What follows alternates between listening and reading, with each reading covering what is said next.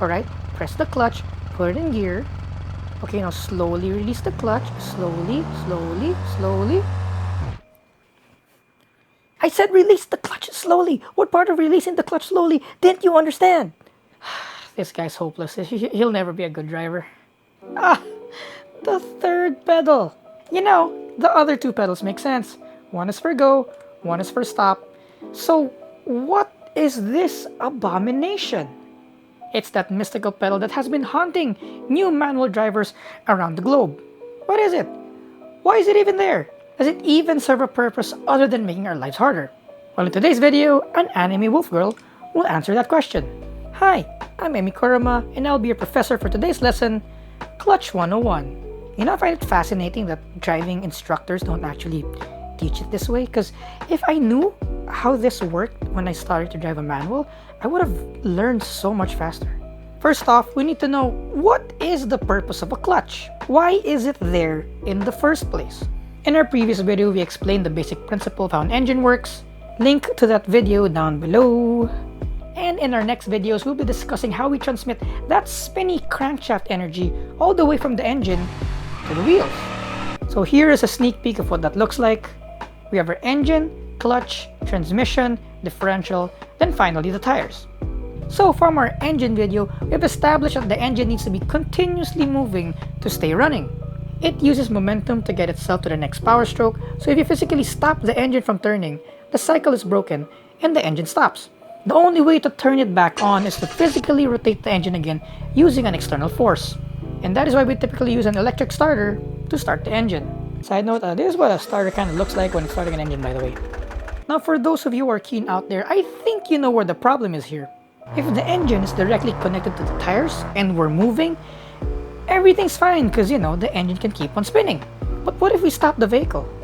When the rear tire stops spinning, doesn't it stop the engine from spinning as well? The engine dies. So how do we get around this problem? We need some sort of mechanism, a device that lets go of the engine when the vehicle stops. Then when we need to get going, it grabs. No, not grab. What's a synonym of grab? Clutch. Something that can clutch the engine when we need to start moving again. You see, guys, what we did there? You see what we did there? Clutch is the synonym of grab. But before we move on, if you liked the video so far, or you need an anime wolf girl aesthetic in order to keep your goldfish ADHD attention span from swimming away long enough so you learn about cars, don't forget to like the video. You're also free to comment below, and you're also free to subscribe if you want to see more from me.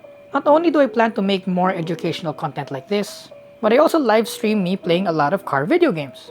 But you know, if you guys will still watch me, I'd also want to play like other video games also, but maybe sometime in the future, because I like other genres also. You are also free to join our Discord if you want to discuss more about cars, or, you know, just simply play with the fellow Emmy crew. And I have other socials as well. All of those are linked down below. Give it a check.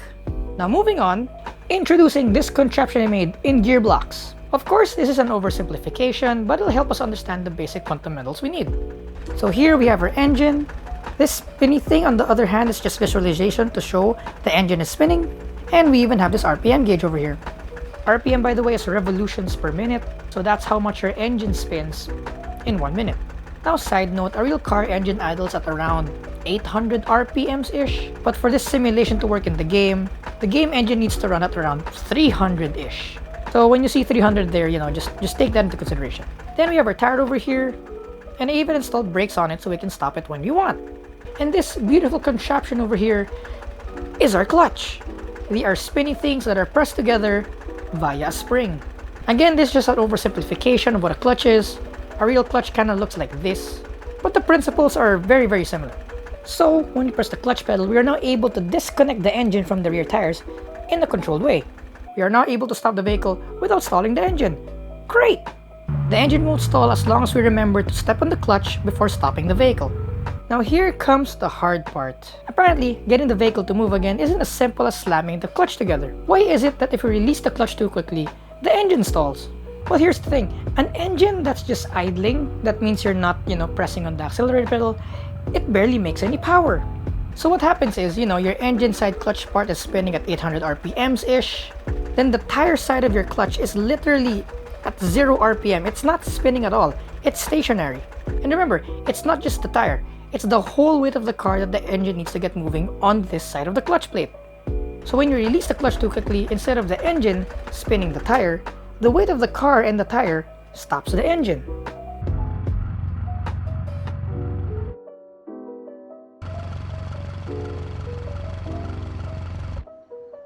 And this is why the clutch is not an on-off gear or a switch. The clutch has been specifically designed to have the ability to slip, so it can gradually transmit power so the engine isn't overwhelmed.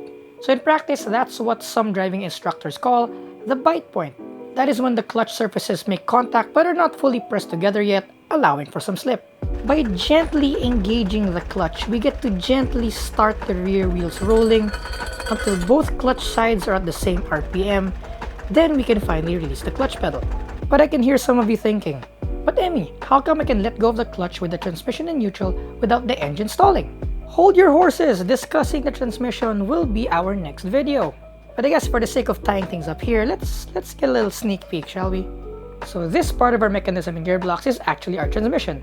Again, it's an oversimplification, but you guys get the point. So when the transmission is in neutral, none of the gears are actually engaged. So the engine is still free to rotate even if the clutch is on, since the input shaft of our transmission isn't connected to our output shaft. Only when you put it into gear does the input shaft connect itself to the output shaft, to the tires. So that's why you can release the clutch without stalling the engine when your transmission is in neutral.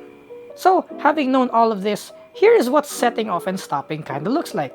When the car stops, press the clutch, put it into gear, slowly rub the clutch out to get the tires initially rolling. Then once you're going a fair bit of speed, you can slowly release the clutch more, and away you go. Here's what it looks like under contraption and GearBlocks. Clutch in, engage the transmission, then slowly release the clutch, and away you go. Now I know you can press the gas in order to help out the engine a bit, but this is more of a how a clutch works in theory video. We will reserve all these other techniques for when we finally make an actual how to drive a manual transmission video. So yes, after we're done with all the mechanicals, we'll probably start picking how to drive videos from basic driving all the way to racing. Yes, I will teach racing. Just give me some time to make these videos. Now going back, as for stopping, slow down, and just as your engine RPM reaches the idle point, press on the clutch, then stop the vehicle. Then you can disengage the transmission, then you can release the clutch without stalling. Again in GearBlocks, slow down, press on the clutch, stop the vehicle, disengage the transmission. Congratulations! You now know the basic concept of how a clutch works. I hope this video has helped you guys out in your automotive journey. And with that, I'll see you guys in the next video. Ciao! Boot! Just a reminder, you can like and subscribe or watch our older videos. Peace out!